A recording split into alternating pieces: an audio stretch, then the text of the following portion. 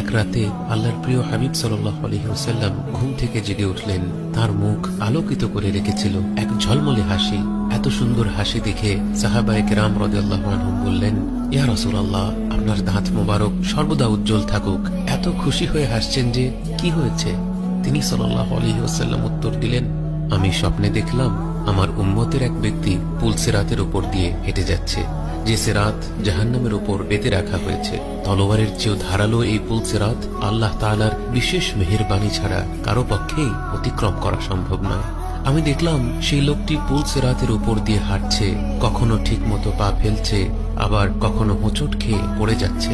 সে কয়েক কদম এগোয়, আবার পড়ে যায়। লোকটা একেবারেই স্থিরভাবে হাঁটতে পারছিল না। কিন্তু এরপর সে আমার উপর যত দুরুদ শরীফ পাঠ করেছিল, সেই সকল দুরুদ তার সামনে এসে হাজির হলো।